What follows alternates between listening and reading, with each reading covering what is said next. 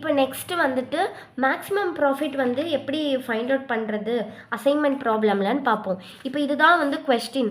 இதில் வந்துட்டு maximum profit வந்து கண்டுபிடிக்க சொல்லியிருக்காங்க. ஓகேவா? 4 சேல்ஸ் இருக்குது. அதாவது இங்கே மொத்தம் வந்துட்டு பாருங்கள், இதில் மொத்தம் 4 சேல்ஸ்மேன் இருக்காங்க, 4 டிஸ்ட்ரிக்ட்ஸ் இருக்குது. ஓகே, ஸோ இதுக்கு மேக்ஸிமைசேஷன் வச்சு நம்ம அசைன்மெண்ட் ப்ராப்ளம் வந்துட்டு நம்ம ஃபைண்ட் அவுட் பண்ண போகிறோம். அதுக்கு என்ன பண்ணோன்னா, ஸோ ஒரு கொஸ்டின் வந்தாலே நம்ம வந்து பேலன்ஸ்டாக இருக்கான்னு செக் பண்ணிட்டு தான் ப்ரொசீட் பண்ணும். இப்போ பாருங்கள், நம்பர் ஆஃப் ரோஸ் என்னது 4, நம்பர் ஆஃப் காலம்ஸ் வந்து எத்தனை 4. ஸோ 4 = 4நால இது வந்து பேலன்ஸ்டு அசைன்மெண்ட் ப்ராப்ளம். ஸோ இப்போ ப்ராப்ளமாக கண்டினியூ பண்ணலாம். இவங்க என்ன இதில் சொல்லியிருக்காங்கன்னா, மேக்ஸிமைசேஷன்னு அவங்க கொடுத்துருக்காங்க.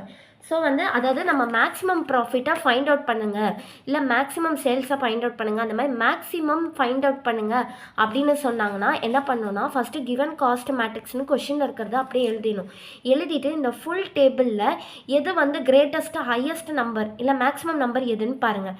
16, 10, 14, 11 இது ஃபுல்லாக பார்க்கும்போது மேக்ஸிமம் வந்து நம்பர் வந்து என்னன்னு பார்த்தீங்கன்னா 16 தான்.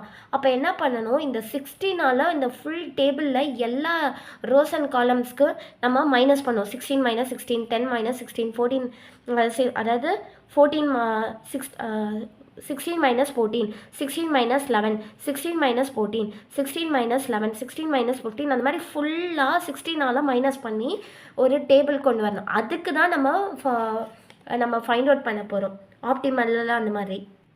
இப்போ அதால் மைனஸ் பண்ணால் 16ஆல் ஃபுல்லாக மைனஸ் பண்ணால் இந்த மாதிரி ஒரு டேபிள் வருதா. இப்போது இதுக்கு தான் நம்ம ஃபைண்ட் அவுட் பண்ண போகிறோம் ரோ டிஃப்ரென்ஸ் காலம் டிஃப்ரென்ஸ்னு. இதிலேருந்து ரோ டிஃப்ரென்ஸ் கண்டுபிடிச்சி அந்த ரோ டிஃப்ரென்ஸ்லேருந்து காலம் டிஃப்ரென்ஸ் நார்மல் மெத்தட் தான் அதுக்கு அடுத்து ஃபுல்லாக. ஸோ இப்போ இந்த டேபிள் வந்துச்சுல்ல, இந்த டேபிளுக்கு தான் ரோ டிஃப்ரென்ஸ் வந்து ஃபைண்ட் அவுட் பண்ண போகிறோம். அப்போ ரோ டிஃப்ரென்ஸ்னால் ஒவ்வொரு ரோவில் என்ன மினிமம், இதில் 0 தான் மினிமம், இதில் 1 மினிமம், இதுலேயும் 1 மினிமம், இதுலேயும் 1 மினிமம். ஸோ அதை வந்து மைனஸ் பண்ணி நம்ம எழுதியிருப்போம். இப்போ இதுக்கு காலம் டிஃப்ரென்ஸ் வந்து கண்டுபிடிக்கணும். ஸோ மினிமம் வந்து 0, இதுக்கு 0, இதுக்கு 0, இதுக்கு 0. ஸோ காலம் டிஃப்ரென்ஸ் எழுதணும். இப்போ நான் காலம் டிஃப்ரென்ஸ் எழுதிட்டதுக்கப்புறம் இப்போ நம்ம ஹங்கேரியன் மெத்தட் வந்து யூஸ் பண்ண போகிறோம்.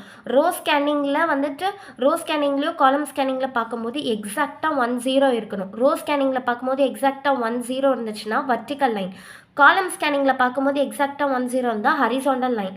ஓகே, அப்படி தான் பார்க்கணும். இப்போ ஃபஸ்ட்டு ரோ ஸ்கேனிங் பார்க்கலாம். இந்த ரோவில் எக்ஸாக்டாக 10 இருக்குது. ஸோ அதில் வர்டிக்கல் லைன் வரைகிறேன். அடுத்த ரோவில் பாருங்கள் 2 0 இருக்குது. ஸோ பண்ண மாட்டோம், ஸ்கிப் பண்ணிடணும். அடுத்த ரோவில் எக்ஸாக்டாக 10 தான் இருக்குது. இது ஆல்ரெடி அடிச்சாச்சுல்ல. ஸோ எக்ஸாக்டாக 10 ரோ ஸ்கேனிங்னால வர்டிக்கல் லைன் வரைகிறேன். அடுத்தது பாருங்கள் எக்ஸாக்டாக 10 இருக்குது. ஸோ வந்து ரோ ஸ்கேனிங்கில் தான் பண்ணேன். ஸோ வர்டிக்கல் லைன் வரைஞ்சேன். அடுத்தது பாருங்கள், இப்போ இது வந்து காலமில் பாருங்கள், காலமில் இது இருக்குது. காலமில் பார்க்கும்போது கரெக்டாக 10 தானே இருந்துச்சு. ஸோ வந்து ஹரிசாண்டல் லைன் வரைஞ்சிட்டேன்.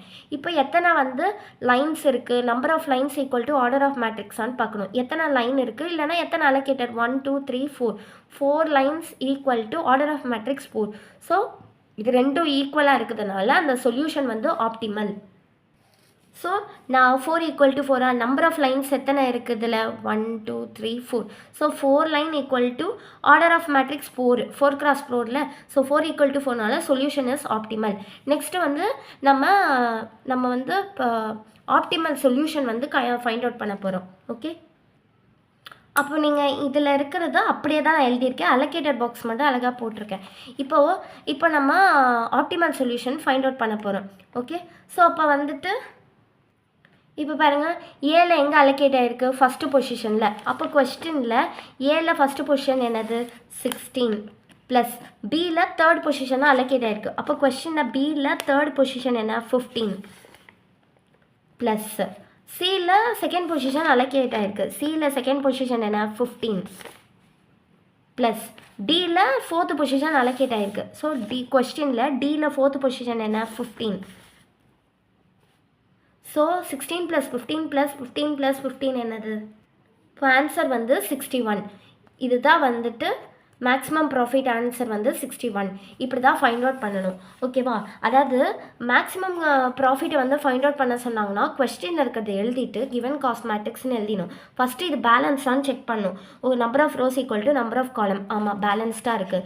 ஸோ இப்போ இந்த டேபிளில் எது மேக்ஸிமமான நம்பருன்னு பார்க்கணும். ஃபுல்லாக பார்த்தணும். ரோஸ் அண்ட் காலம்ஸை டோட்டலாக பார்க்கும்போது 16 தான் மேக்ஸிமம். ஸோ அந்த 16ஆல் full entire rows and column மொத்தத்தையுமே சப்ராக்ட் பண்ணி போட்டோன்னா இந்த மாதிரி வந்துடும். ஸோ இதுதான் கிவன் காஸ்ட் மேட்ரிக்ஸ். இதில் வந்து ரோ டிஃபரன்ஸ் கண்டுபிடிக்கணும். இந்த ரோ டிஃபரன்ஸை வச்சு காலம் டிஃபரன்ஸ் கண்டுபிடிச்சிட்டு ஹங்கேரியன் மெத்தட் நார்மலாக எப்படி யூஸ் பண்ணுவோம், ரோ ஸ்கேனிங்கில் எக்ஸாக்டாக 10 இருந்துச்சுன்னா வர்டிக்கல் லைன், காலம் ஸ்கேனிங்கில் எக்ஸாக்டாக 10 இருந்துச்சுன்னா ஹரிசாண்டல் லைன். அந்த மாதிரி ஃபுல்லாக செக் பண்ணிவிட்டு எல்லா ஜீரோஸும் ஒன்று அலோகேட் ஆகிருக்கணும் இல்லை அடிச்சிருக்கணும். அந்த மாதிரி பண்ணும்போது number of lines equal to order of மேட்ரிக்ஸ்னு வந்துச்சுன்னா சொல்யூஷன் ஆப்டிமல் அப்படின்னு சொல்லிட்டு லாஸ்ட்டாக வந்த பாக்ஸுக்கு தானே வந்தது, அந்த பாக்ஸை அழகாக எழுதி என்னென்ன அலோகேட் ஆகிருக்கோ அதை மட்டும் எழுதிக்கோங்க. இப்போது ஏக்கு 1 தான் அலோகேட் ஆகிருக்கு. ஸோ கொஸ்டினில் ஏக்கு 1 என்னது 16 ப்ளஸ் பிக்கு 3 தான் அலோகேட் ஆகிருக்கு. ஸோ பிக்கு 3 என்ன 15, சிக்கு 2 தான் அலோகேட் ஆகிருக்கு. சிக்கு 2 என்ன 15, டிக்கு 4 தான் அலோகேட் ஆகிருக்கு. டிக்கு 4 என்ன 15. அதை ஆட் பண்ணிங்கன்னா வந்துடும். இதுதான் வந்து மேக்ஸிமம் ப்ராஃபிட். இப்படி தான் ஃபைண்ட் அவுட் பண்ணும். தேங்க்யூ.